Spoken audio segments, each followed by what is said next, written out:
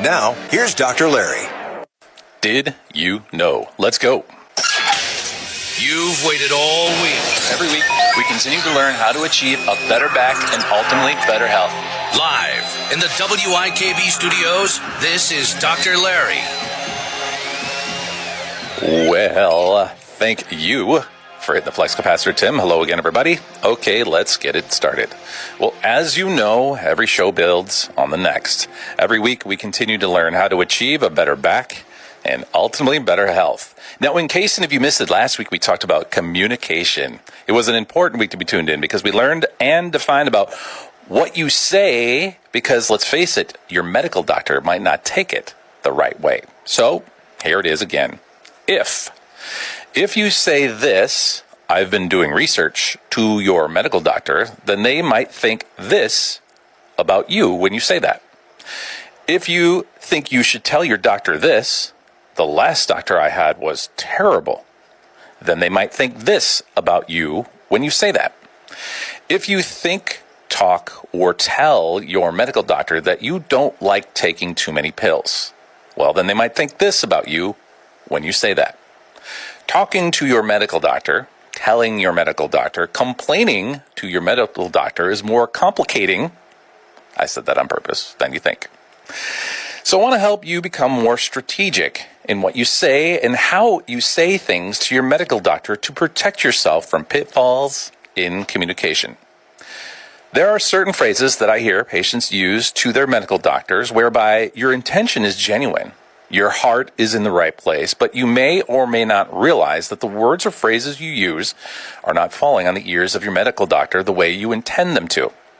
They are not receiving it how you think they should or are getting it the right way. Easiest to start with is a common example to begin. Here's this phrase coming from a patient. I've been doing my research on the fill in the topic. Have you ever said this to your medical doctor? In your mind, you've been preparing. You wanted to dig in on a healthcare topic. You wanted to be more familiar with the background, the terms, the latest available research. How did you go about your research? Well, most likely the internet. And through that, you went to certain sites, dug through some articles. Maybe most of the articles were written actually by medical doctors themselves. Maybe some written by PhDs, large institutions, and some blog sites you may have visited. It really feels like you got a good grasp on the topic.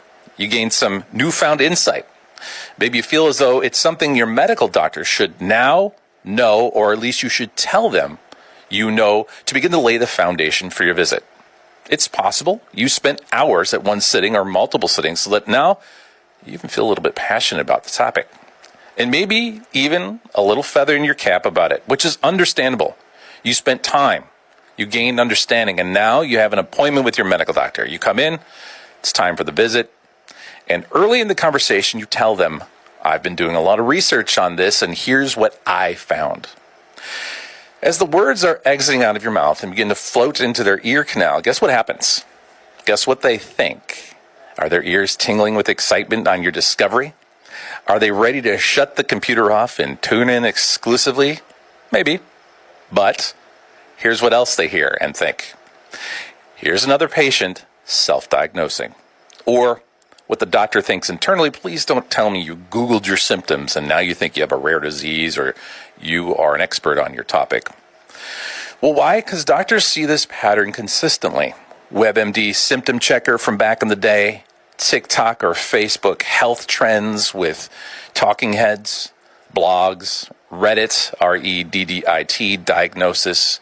Forget the fact that you actually may have done some valid research, but that's their natural tendency, is to jump to the other conclusion within milliseconds, actually. So it creates a problem because you've been mostly dismissed even before getting past the first line or research article. And from all the words like sands in the hourglass, they are naturally defensively skeptical about what you are telling them. Why? Well, you already know the answer. They have the white coat and the stethoscope, and you don't. Period. Doctors spend 10 to 15 years in training, learning how to evaluate evidence. In their mind, you, the patient, maybe spend 10 to 15 hours on this healthcare topic. So in their mind, how can you even compete with that? While I'm thinking about it, let me run through some phrases for you. Again, this is a review. I don't have time to get into the whole kit and caboodle, but we got a few minutes here because it's worthwhile. This is important. It almost essentially lays the foundation for your whole visit or even the relationship you have with your medical doctor. So let's run through what you can get you into a pitfall with your doctor. And I'm not going to leave you hanging so much. I'll give you a couple of pointers. I'll give you some ways to approach them because, you know what? A, you're going to continue to do independent research, and B, you're going to want to tell them. So therefore, better to help you strategize better rather than say, just don't. Also, don't think that I'm on par with them as a peer. Clearly, history shows they treat me like they treat you in many respects. A couple of reasons, and the biggest one, I'm just a chiropractor. So I get it. I'm kind of in your same realm of ballpark, and I can almost make the argument it's a little worse on my side because I'm not their patient, so they don't really have to be overly nice to me when I'm coming in with my research and talking head points. So it doesn't matter, by the way, too, if I've helped them out or give countless referrals or give clinical insight that yields a solid diagnosis or treatment plan. So it doesn't matter. So see what you're up against? But I know all this too well and constantly have to battle for you, my patients, and or you, the listener, because guess what? I don't want you to have the responses or the floating in the air that they have. So here's some catchphrases. Here's something else that patients like to bring up to their medical doctor. I like to do things more natural or holistic. Now keep in mind, by the way, they don't. That's why they're medical doctors. So when you say, I do things more natural or holistic, they know that when push comes to shove, you're going to take that pill. Meaning, play your holistic game all you want, but when that fails, you'll be swiping that insurance card like it's an unlimited balance on there until they run every test and pill on the planet. Either they find something, and in their mind they go, see, told you, you aren't as holistic as you thought. Or B, they find nothing, and you go, see, should have stuck natural or holistic, but you got scared, so you didn't. And so now, though, you got about 10 or 20 grand worth of tests run. Kind of another phrase, by the way, in the same vein is, oh, I don't like to take medications. It's not as vocal, maybe, as the natural or holistic, but it still accomplishes almost nothing but a negative in their mind because medical doctors are all about medications. A pill for every ill is actually what a patient who is a medical doctor told me personally. So another counterpart to that is telling them that you did not find or follow their medication prescription protocol because you tried supplementation first and then you asked them what they think about such and such supplement. If you've tried that, what's been their response? Generally kind of maybe blasé, wouldn't you agree? They don't roll their eyes so much in front of you anymore because you might hop on Google and give a 1-star review, but you get my point. Floats over like a lead balloon, as we said in the 90s. So I have a funny one for you that kind of runs along, again, some of these parallel lines. It's one that is just a common thing that patients will tell their medical doctors. Now, as you know, I tend to try to lean toward figuring out the needs of the patient, matching to what would be a good comprehensive balanced approach. I'm not a pure chiropractor, but as far as the overall first line of defense, but mostly take an aerial view first, get to ground level with patients to help you figure out why. So I had a patient in last month. And this kind of goes exactly with what I'm saying as a real-life case example. And this is just one that I have time for today for us. Has arthritis, achy joints, needs a new hip, but can't get it for some time. Female. So I wrote down a medication for her to tell her doctor, or ask her doctor, I should say, to consider putting her on for the low-level arthritic aches. It's called meloxicam. I've done a show on it. It's a nice little NSAID, can help patients with mild to moderate joint pain, aches from OA. So she comes back and tells me she got the script. Here's the catch.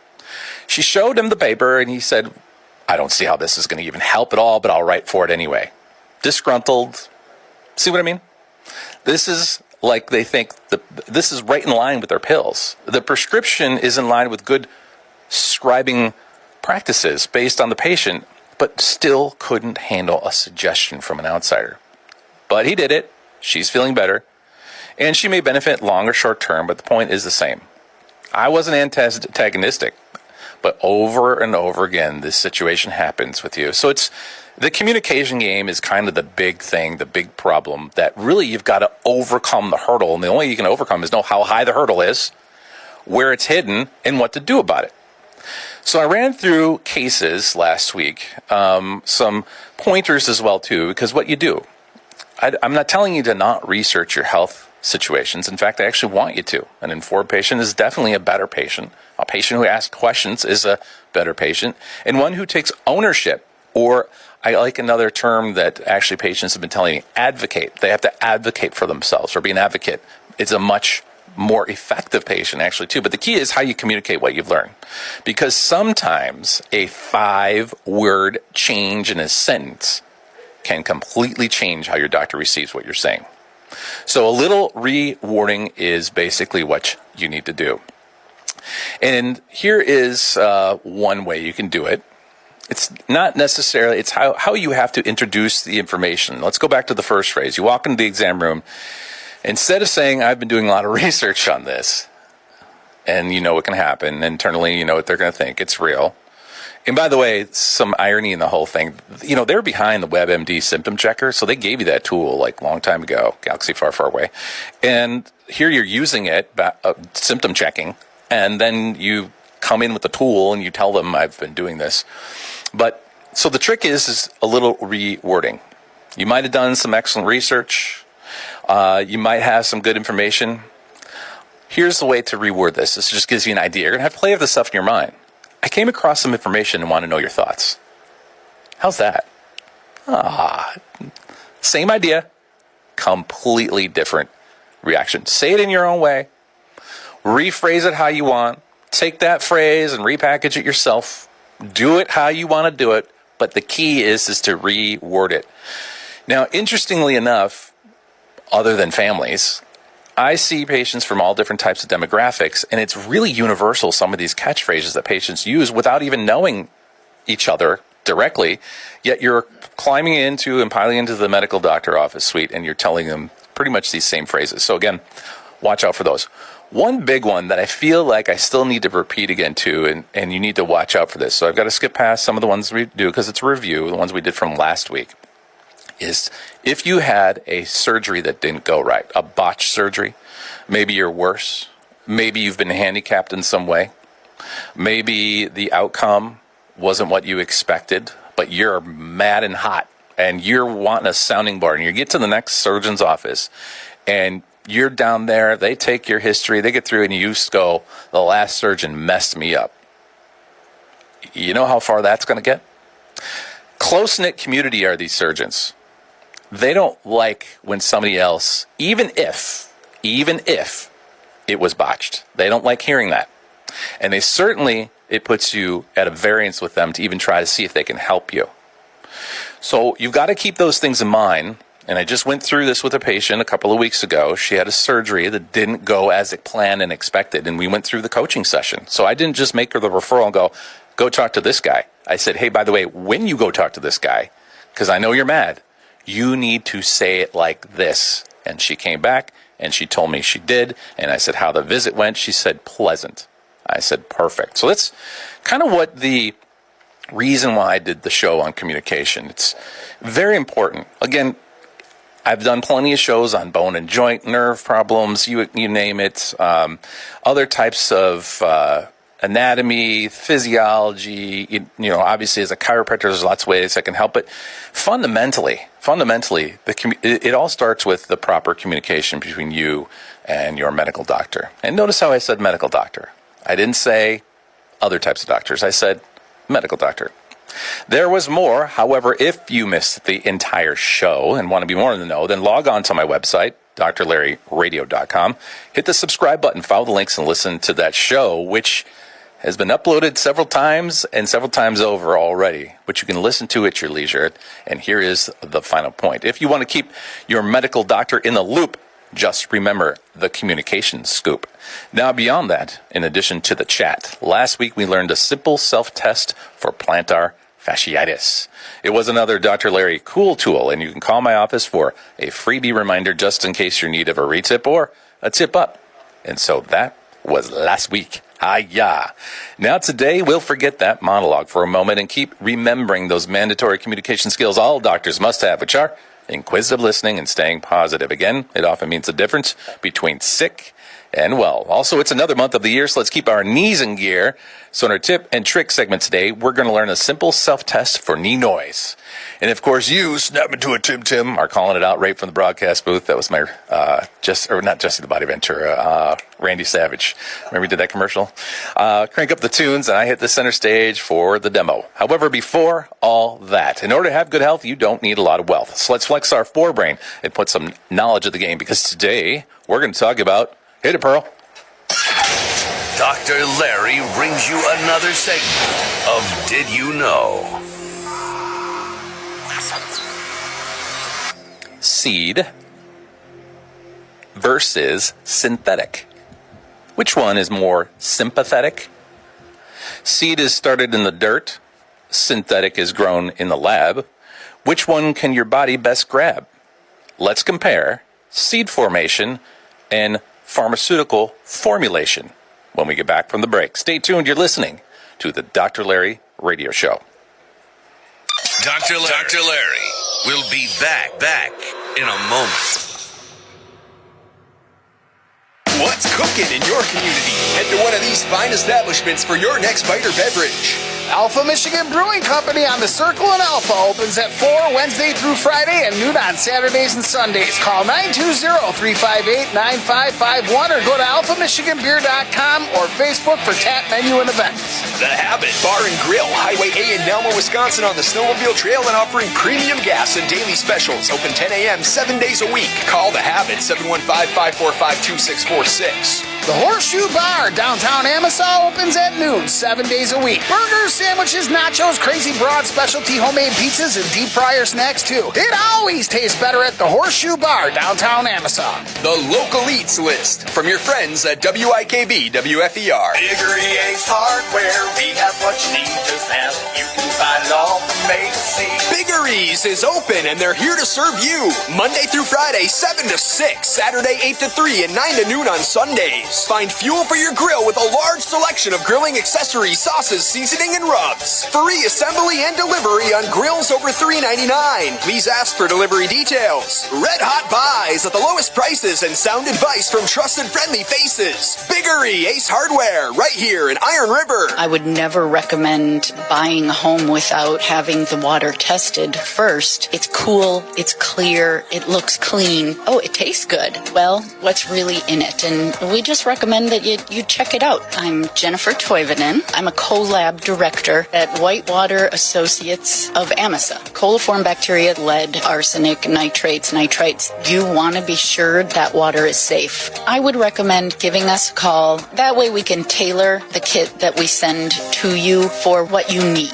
906-822-7889. Give us a call. This is Cindy from Long Lake, and you're listening to Dr. Break's Larry over. Radio. Time to get cracking once again with Dr. Larry. Welcome back. Seed, a tomato plant. It can manufacture thousands of unique chemical compounds during its life cycle, using nothing more than sunlight, water, minerals, and a tiny little seed. Meanwhile, modern medications begin their journey with something entirely different. Petroleum. Petroleum is actually the seed. Petroleum becomes a hydrocarbon. Hydrocarbon becomes benzene, and we'll talk about that. Benzene becomes modified molecules, and eventually those molecules become drugs. So today we're going to explore something fascinating. The difference between chemistry that grows and chemistry that is built. And why not? Garden season is just around the corner. Let's hope a little bit that it's just around the corner. Forecast doesn't look that way, but still we have indoor. You can start your little seedlings now. My wife has already started. So a seed will be sown. Synthetics will be sown too into tablets and canistered into little bottles. Let's start with the seed and the synthetic. And you may never look at a pill the same way again, or a seed. We'll find out. So the seed is the most powerful chemical manufacturing system on the earth. It's not a refinery. It's not a pharmaceutical plant. It's not a laboratory. It's a seed. And yes, A seed, it's inside that tiny little structures, sometimes no bigger than a grain of sand. Mustard seed would be one of those. Is a complete biochemical program. It's got instructions. It has timing, architecture, repair, energy storage, growth signals, everything needed to build an entire organism getting ready for you. And maybe some of you are starting your seeds indoor already. Some people have greenhouses around here even too. Let's also remember it begins to have roots, stems, leaves, flowers, fruit. By the way, did you know you can grow peaches up here in the UP? We bought the trees from Snyder's a few years ago. We've had some beautiful, beautiful peaches grown right here in the UP. It has pigments, flavors, aromas, defense compounds. This is kind of interesting. Seeds contain natural defense compounds that protect them from being eaten by insects, animals, fungi, and microbes before they have a chance to germinate. From a plant's perspective, the seed is an entire genetic future. So plants load seeds with chemical defenses to preserve the future, and these methods may reduce defense compounds while preserving nutrients. Here's one famous seed defense mechanism, and the compound is capsaicin. It's a hot stuff. It discourages mammals from eating pepper seeds, but does not affect birds, allowing the birds to disperse the seeds. So it's a highly selective defense mechanism, and of course some people use it in topicals to help out with pain.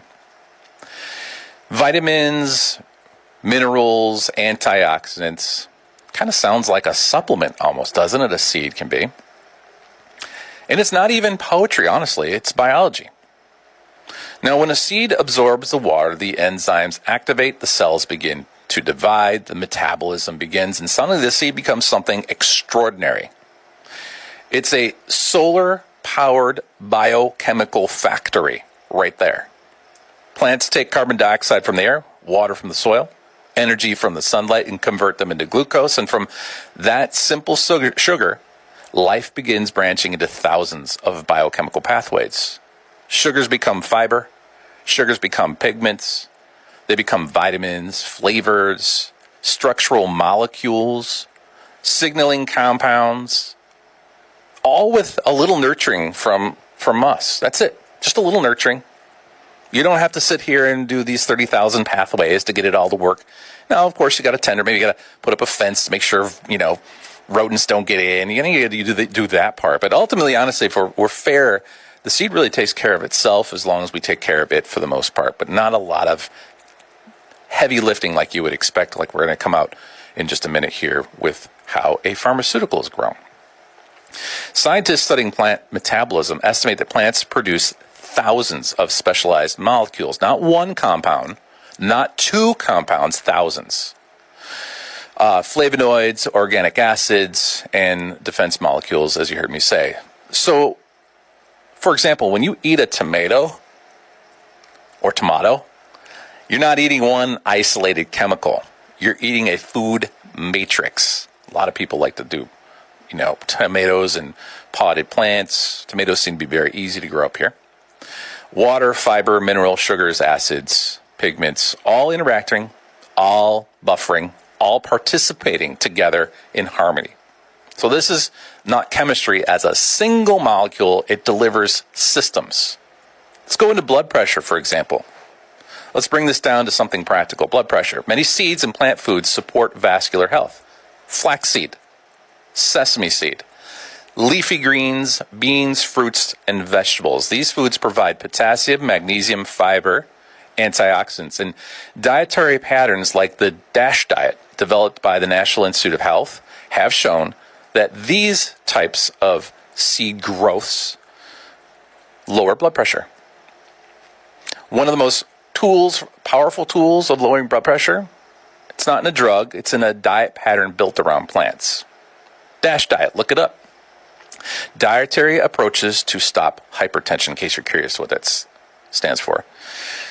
And what they discovered was surprisingly simple. When people increase foods like fruits, vegetables, beans, whole grains, nuts, and seeds, and reduce sodium, blood pressure begins to fall. Why?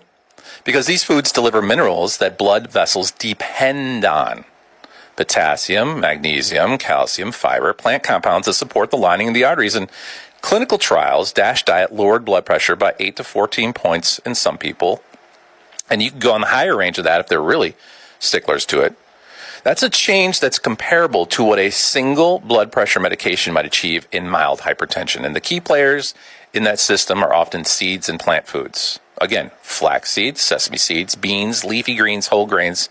Not one isolated chemical, but a matrix of nutrients working together. And that brings us back to the theme of today. Seeds tend to support the terrain of the body, while synthetic drugs often force a specific pathway. Does that make sense? Pretty cool when you think about it in that realm. Both play a role.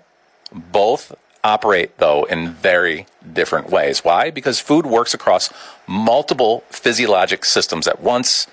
Mineral balance, inflammation control, gut health, metabolic signaling. Food influences the terrain. Seeds cooperate with the physiology, and they don't command the body. Seeds participate with the body. But when blood pressure rises beyond what lifestyle alone can control, medicine turns to something else. Synthetic chemistry. And this is where the story does begin to change. So think about the seed again in the soil, the sunlight, the water. It builds itself. Medications don't grow. They're designed. They're engineered and manufactured. And the pathways from a raw material to finished drug begin somewhere you might not expect. Petroleum. So let's stroll down the synthetic sidewalk. Let's listen to which one you might prefer. Petroleum-based building block, that's the seed, or the seed that you put in the soil. I'll do that when we get back from the break. Stay tuned. You're listening to the Dr. Larry Radio Show. Dr. Larry will be back in a moment.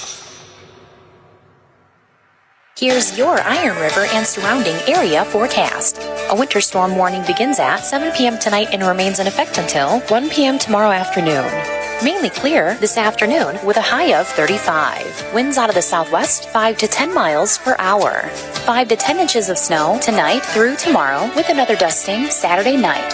From the Weatherology Weather Center, I'm meteorologist Jennifer Wojcicki on WIKB. Right now, it's 30 degrees. Got a clogged drain? Hopple Drain Cleaning has 24/7 emergency service. Call 715-896-1497 for unplugging pipes, sinks, tree roots, and a camera for inspections and locating lines. We rush when you can't flush. Serving the great Northwoods. Hopple Drain Cleaning, 896-1497. Your healthcare should be about what's best for you. Yet too often, healthcare professionals focus on keeping patients within their system, including who they refer you to. I'm Dr. Jason Klein, orthopedic surgeon and physician owner at OSMS. You should be seen by who you want, and you can be. At OSMS, our focus is on providing you with the highest quality of care in a safe environment. The best part is, you usually don't need a referral for orthopedic care. Learn more at askforosms.com. Does your financial advisor take the time to really listen to you? Is your financial strategy personalized to you and your family? Will your financial advisor be there as your life and financial situations change? When you work with Ryan O'Grady, your Crystal Falls Edward Jones financial advisor, he focuses on what's important to you. You work together and use an established process to create a personalized financial strategy, backed by the advice, tools, and resources to help you reach your goals. And you can partner long-term to help your strategy stay in track. Contact Ryan today at 906-875-3833. Edward Jones, member SIPC. Break's over. Time to get cracking once again with Dr. Larry. All right. Welcome back. Seed versus synthetic. Which one is more sympathetic? Seed started in the dirt. Synthetic is grown in the lab. Which one can your body best grab? Let's compare seed formation and pharmaceutical formulation. Let's do a little synthetic chemistry. Let's talk about some common medications. Tylenol, Motrin, blood pressure medications, lisinopril, losartan, these should be familiar, amlodipine, metoprolol. So this is just a handful, a grab bag of medications. These drugs are products of synthetic organic chemistry. And their origin story often begins with petroleum. Now, the petroleum is not the pill. It's the starting source. And think of it like lumber before building a chair. Refineries process petroleum into these hydrocarbon fractions. Chemists isolate simple molecules, and one of the most important is benzene. It's like a chemical scaffold, a starting framework that chemists can begin to modify to start to build a little waffle, if you want to call it that, of chemical compound. Now here's the contrast. Benzene itself is a known human carcinogen, causes cancer. Long-term exposure has been linked to leukemia and bone marrow cancers. It's true. But when chemists modify the ring and they start to add new structures to it, alter its chemistry, embed it inside a much larger molecule, the biological behavior does change. So, and eventually, at some point, the pharmaceutical compound is built. So my question is, do you think the modified benzene disappears in the body? Well, chemists would say it will. So then, what about the rates of leukemia and bone marrow cancers? Have those disappeared then? So you'll have to have, by the way, a little fun with me today. Remember, I like to talk about bones and joints and pain all week. It's a fun thing to do, but after a week, and after another week, and after 100, 200, and 2,000 times, it's fun maybe on a Thursday to shift gears a little bit and go into a whole nother realm. Fun to digress with you for a moment on subjects like this. Because remember, whiplash is coming up on a show, low back surgeries, but today it's a diversion day. Let's go back to our little fun game here. So the simplified pathway looks like this. Petroleum, crude oil, if you want to say it that way. Yes, it's the same oil that fuels cars and airplanes. Also supplies many of the starting building blocks used in the modern pharmaceutical chemistry realm. Now, that does not mean the pill in your medicine cabinet is crude oil, of course, but you got to know, again, if we're talking the parallel of seed, you got to know the seed of your pharmaceutical, which is crude oil, okay? So just like a dining table is not a forest, but petroleum contains a mixture of carbon molecules that chemists can reshape and rebuild. So think of petroleum as the raw lumber of the synthetic chemistry industry. Then refineries break it down, the petroleum, into smaller chemical little fractions, and from those fractions, chemists isolate simple hydrocarbons, and one of those, again, is the benzene. It's the scaffolding, it's the starting point, as I mentioned. So you see I kind of circle back around in the airplane here and kind of trying to radio in for landing for you. And from that simple ring, chemists begin to modify the structure, they add the atoms, they change the bonds, and they create these little in-between molecules. Sounds delicious, doesn't it? Wonder what they taste like midway through. I mean, I guess I wouldn't want to taste a seed either midway through, you know. Gotta wait till, well, you know, so occasionally if you pull a little leaf off of a plant, sometimes those taste pretty good, like a mint. All right, step by step, the reaction by the reaction, these intermediate steps eventually become pharmaceutical compounds. So the pathway looks like this. Petroleum, hydrocarbon, benzene, modified benzene, pharmaceutical compound, purified drug. That's what it looks like. That's your molecular pathway. And running parallel on the other side of your brain would be the seed pathway that I gave you too. Because remember, both of them are going to enter into your digestive tract at some point in time coming up. So you got to kind of ponder these little thoughts and things.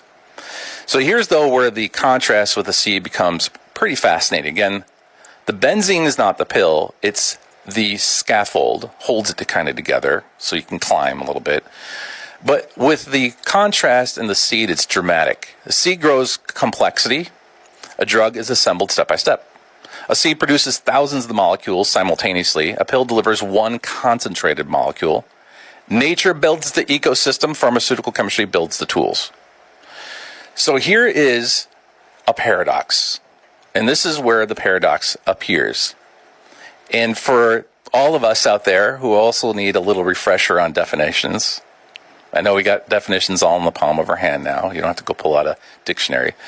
But let's define what a paradox is real quick. A paradox is a situation or statement that appears contradictory or opposite on the surface, but still may contain truth or reality when examined more deeply. So a paradox is when two things that seem like they shouldn't both be true actually are. And here's a medical paradox for you. The same drugs that save lives can also cause harm. That's a medical paradox. Here's a food paradox. The more processed food a society eats, the more nutrition problems it often develops. That's a food paradox. Here's a medical health or modern health paradox. The most advanced medical system in history also produces millions of drug-related injuries every year. So again, a paradox is when two things that seem to contradict each other turn out to exist at the same time. So food enters the body as the nourishment. Pharmaceuticals enter the body as xenobiotics. How about that for a term? That's a foreign chemical substance, a drug, a pesticide, a food additive, industrial pollutant, not naturally produced or expected within an organism. And they enter the body through ingestion, inhalation, skin absorption, causing potential toxic effects like cancer, immune suppression, or endocrine disruption or hormonal disruption. Foreign chemical signals, that's what that is. And that's why the body contains detoxifying systems, I should say. The liver, the kidney. The body must chemically modify many drugs before they can safely be eliminated. Take like acetaminophen. Most of it is safely metabolized, but more of it, or at certain thresholds, produces a toxic intermediate that can damage your liver. That's why you get your liver checked. Ibuprofen blocks enzymes involved in inflammation. Remember that coming in, smash and grab what it does inside the body. But the same enzymes also protect stomach lining and kidney blood flow. That's why you get ulcers. That's why sometimes people go, I can't take too much ibuprofen because of ulcers or because of my kidney function. Blood pressure medications, they alter hormonal systems, controlling tone and fluid balance in your vessels. So the drugs force the physiologic change. They are powerful tools, but the powerful tools carry the risk, of course. And that brings us back to that paradox we started with. Medication-related injuries and adverse drugs events cause millions of emergency visits every single year and hundreds of thousands of hospitalizations.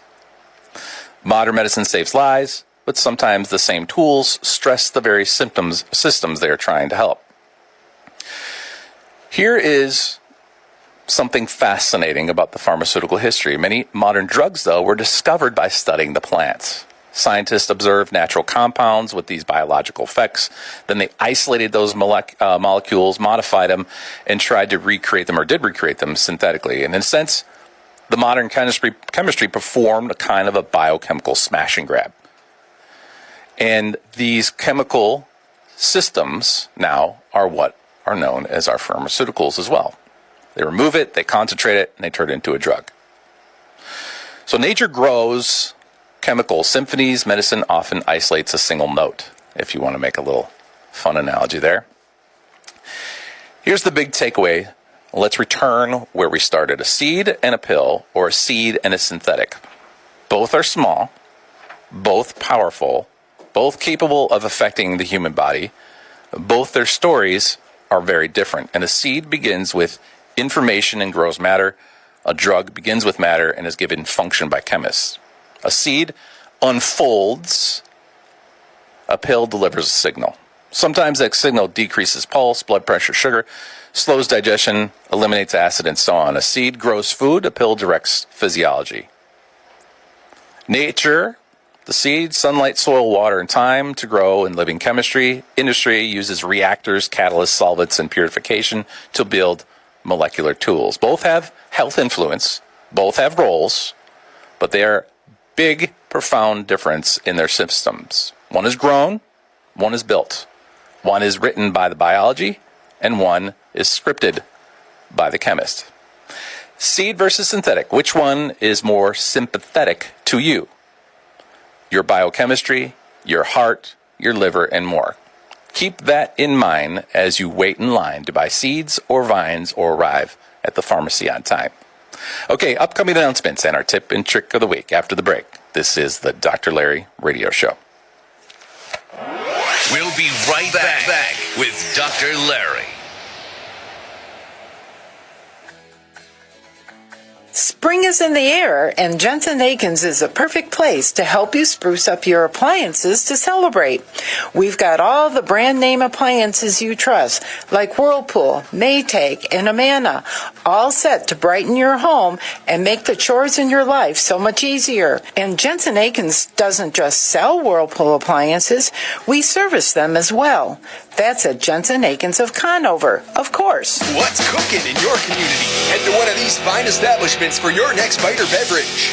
Alpha Michigan Brewing Company on the Circle in Alpha opens at 4 Wednesday through Friday and noon on Saturdays and Sundays. Call 920-358-9551 or go to alphamichiganbeer.com or Facebook for tap menu and events. The Habit Bar and Grill, Highway A in Nelma, Wisconsin on the Snowmobile Trail and offering premium gas and daily specials. Open 10 a.m. 7 days a week. Call The Habit, 715-545-2646. The Horseshoe Bar, downtown Amosau, opens at noon, 7 days a week. Burgers, sandwiches, nachos, crazy broad specialty homemade pizzas, and deep fryer snacks too. It always tastes better at the Horseshoe Bar, downtown Amosau. The Local Eats List from your friends at WIKB WFER. Biggery Ace Hardware, we have what you need, just ask. You can find it all from A to Z. Biggery's is open and they're here to serve you. Monday through Friday, 7 to 6. Saturday, 8 to 3 and 9 to noon on Sundays. Find fuel for your grill with a large selection of grilling accessories, sauces, seasoning, and rubs. Free assembly and delivery on grills over $3.99. Please ask for delivery details. Red hot buys at the lowest prices and sound advice from trusted friendly faces. Biggery Ace Hardware, right here in Iron River. Break's over. Time to get cracking once again with Dr. Larry. Okay. Welcome back. You know, commercial break can be fun. A couple things, you take off the headset a little bit, relax. Take a sip of water, coffee, or both. Just depends. And then you chat a little bit. Maybe somebody comes into the studio. Tim's here now, so he and I will chat sometimes between breaks. And so him being an electrical engineer, and I'm going through the show, and he goes, hey, by the way, benzene. I'm very familiar with it. He said, back in the day, and remember, Tim's, he's not that old, okay? When we say back in the day, it's not like 1890. We're talking back in the day, like 90s, 80s, 90s. Okay. When he's out and he's at these manufacturing plants, one of the chemicals that they would use to kind of the workers that the companies would supply them with was benzene to get like tar off their hands and stuff. They use it just as a, to get that gunk off of them. So you just heard me say benzene from petroleum, and then it's modified and switched. And in this case, as a way to kind of clean your hands, they, of course, as a solvent, thank you, Tim, they discontinued it because of the fact it can cause bone marrow cancers and leukemias. So, again, the seed of a pharmaceutical starts off as petroleum, modified, benzene, modified, manufactured pill. And that's what you get overall. Again, a chemist would say, no big deal. But a chemist also said benzene was no big deal as a solvent for your hands. Okay, here we go. Upcoming, let's see, we got some shows coming up for you. Whiplash Bash. Little 80s throwback. Maybe I'll get Bob Black in here and have him dressed in the 80s when I do that show. Here's a show I'm going to do coming up. Whiplash is a rapid acceleration and deceleration injury of the cervical spine. Most commonly occurs during motor vehicle collisions, especially rear-end impacts. The sudden force causes head and neck to move violently back and forth, placing abnormal stress on your muscles, ligaments, tendons, facet joints, discs, and other structures of the cervical spine. Sounds like I'm giving you the show right now, but I'm not. Common symptoms include neck pain, stiffness, reduced range of motion, headaches, shoulder, upper back pain, dizziness, fatigue, paresthesia, which is a term that's used and floated around, of course, little picky stuff on your arms, radiating arm symptoms in more severe cases. Now, whiplash is kind of a unique animal, and it's going to require more than me just giving you the announcement with the symptom checker right now to understand whiplash, because you don't always have to have a car accident or be in a car wreck to get whiplash. You can get whiplash from slip and falls. You can get whiplash from being shoved. You can get whiplash from shoving somebody. I'm thinking wrestling, I guess you want to think that way. There's lots of different ways that a whiplash can occur, and again, the symptom and the diagnosis of it, I would say, still sometimes can be elusive if you don't start drilling down some of the factors. And I'll go through some case examples of where whiplash occurred in local people, whereby the symptoms were identified and the treatment that was utilized and how we kind of come around that. Because in one case, it was right around 6 months of undiagnosed whiplash and until the patient came into the office and we figured out what it was.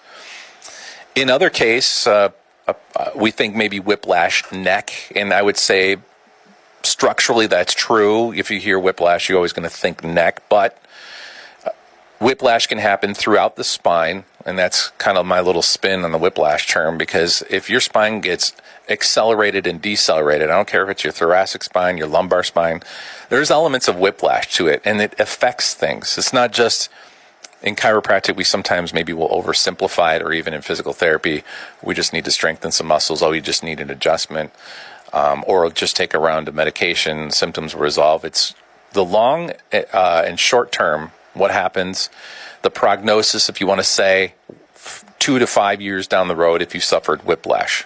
And I've seen the effects of whiplash decades down the road on patients. Stuff that you learn when you're in some type of doctor school and you kind of look back and you okay, but then when real people come in and you actually start seeing it, start talking to them and see the effects of it, it's really kind of a fascinating subject, but also one very important to wrap your minds around. So whiplash is going to come up.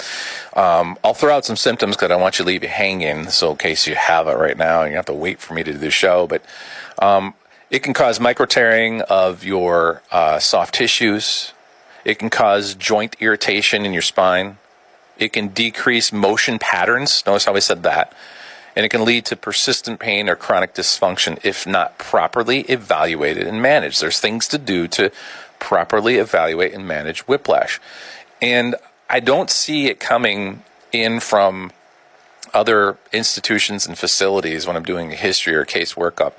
I don't often see that like labeled as a diagnosis anymore. Usually you see like cervicalgia, like neck pain, or you see like muscle spasms. So even as far as a diagnosis goes, it's not typically coined like that anymore. It's just chalked up to like some type of pain syndrome. So I want to go over really what whiplash is, wrap your mind around it. Naturally, I've got to be protective of your ears as well too, meaning, you know, as I was learning all this stuff, you all of a sudden think like, man, I got whiplash. That's right. I turn my head pretty quick. I think I might have whiplash. All of a sudden you start thinking you got the whip, you know, every symptom you hear. So I'm going to try to help maybe filter out some other types of pain symptoms as well too that are not whiplash. So I'll try to do that in a structured show coming up. And hopefully in the next couple of weeks we'll do that. Seed versus synthetic. Maybe I did that show today because I'm just trying to get motivated that the weather will turn and we'll, you know, get plants in the ground or something like that. Back surgery. Back surgery can be an important medical intervention in certain situations, particularly when there's nerve compression, neurological problems and loss, spine instability, and when conservative care has failed. So sometimes people go out and they have back surgeries. You know, I wish it was like a hip surgery. I wish it was like carpal tunnel surgery. That's why I hope back surgery would eventually become like. Somebody comes in, they got a bum hip. You need a new hip? Don't worry. You'll be bowling in 2 weeks or 3 weeks. You got carpal tunnel? Well, you know, don't squeeze the shears a little too hard or trim for, 3-4 weeks, and then you'll be fine. When it comes to back surgery, it's a whole nother animal. And I think you and I all can agree that when you hear back surgery, you're like, oh boy, I know a lot of people it didn't work. And that'd be true. But yet, if your card comes up and all of a sudden you're one of them in the pipeline, you're like, I got to get back. I got to do something. Then there are definitely some things you should know, precautions, some questions to ask, pre-screening tools. It's safe to say that for as long as I've been here, just in this small community, coming up on 19 years, and having to evaluate pre-surgical cases, post-surgical cases, avoiding back surgery of sorts, that there are pitfalls that you've got to watch out for. And I've even talked to neurosurgeons about this. I said, hey, so what do you got so far as coming new out of medical school? And what are you doing for back surgeries? And he's like, well, not really how much has changed. I mean, we either fuse or we're scraping or some combination of that. We're clipping some discs, but, pretty much it. That's kind of what we still do. And obviously, if a patient needs it. And there's some pretty dramatic cases out there whereby, like I had one case come in recently. He said, Dr. Larry, I had pain and I got the surgery and I walked out without pain, but now I can't walk. That's a problem for a retired guy who was thinking, I've got, years of retirement ahead of me and I want to enjoy it. And now he's got to walk on a walker. So there are these little pitfalls you got to watch out for. And, involves sometimes some tough counseling with patients, especially if you're in pain and nothing's working. So I'm going to try to get through the back surgery. I've done it before, but of course I'm going to kind of add some flavor to it, maybe, put some other elements in there and try to hit your brain a different way. Sleep apnea, we're going to do a show on sleep apnea. Long announcements today, sorry. Just happens to be that way. Sometimes they're short, sometimes they're long. Serious sleep disorder with repeatedly your breathing stops and starts, often causing loud snoring, gasping, poor sleep.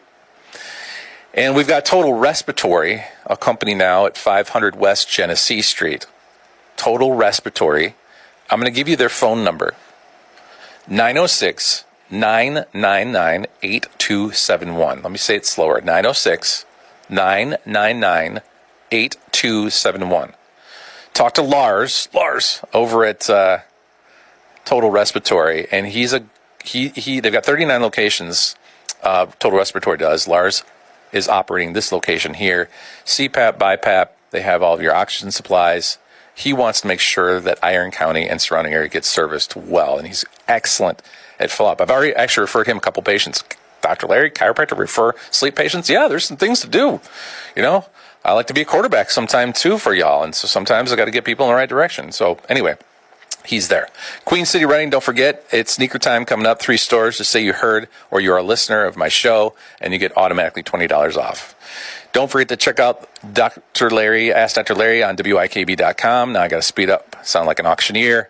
There's the Ask Dr. Larry link. Scroll down, fill it out, send me a question, I'll respond to it. And of course, don't forget about my website, drlarryradio.com. Usually what will happen, Lenny will get this show wrapped up. I'll post up the show. And there's 3 tabs. You can take a look at those. One of them is to communicate to the office if you'd like. And also, if you'd like to listen to some of my old shows, recent show, there's a link for that to subscribe to all of that. All right, time for the weekly tip and trick. Are we going to get blasted? Are we going to get blasted our ears? Oh! Yep. You head up to the broadcast booth. I'm heading out center stage for the demo because today we're going to learn a simple self-test for knee clicks. Are they good or bad? Hit it.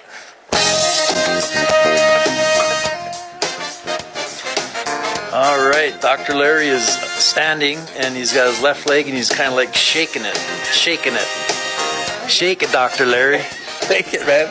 Good job. Thanks, Tim. You're a good color commentator. You should do sports too with Troy Margoni. Okay, knee clicks. Is that click good, Dr. Larry? Is that click okay? Here's a term. It's called crepitus. Sounds like creep, but it's crepitus. It's basically your knee clicks, rubs. Not a big deal. Generally harmless. However, so what Tim was telling me to do is I looked like the Rockettes. I was just kind of kicking my knee, just kicking it back and forth. Click, click, click, click. My knee does it. Your knee probably does it too. The key takeaway, the click is usually not a problem and harmless.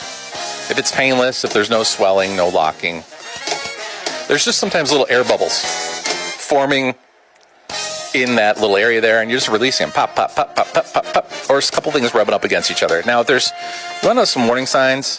Painful clicking, accompanied by sharp aching, lock and catch, some swelling, some heat, especially after injury. Of course, some causes, meniscus tears.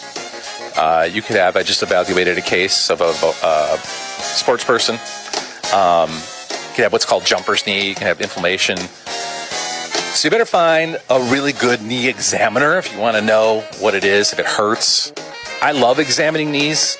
They're fun. I like knee injuries. So if you got a knee injury, I'm more than happy to take a look at it. I like, sometimes I'll spend 20 minutes on just the knee itself, figuring things out. Sometimes there's some technical stuff you got to feel with the knee, and usually I can wrap around a pretty good diagnosis and tell you what's going on. So there's your tip and trick of knee, click and grind and all that kind of stuff. Yeah. My daughter is a flight attendant now with Envoy American Airlines. I was giving Tim the big signal to circle. Folks, remember, you can listen to me live right here every week to learn how to achieve a better back and better health. Or if you're having a pain or problem, I'm here to help. My number at the office, 906-875-3215. Have a good day, man on the board, and I'll see you next week, everybody.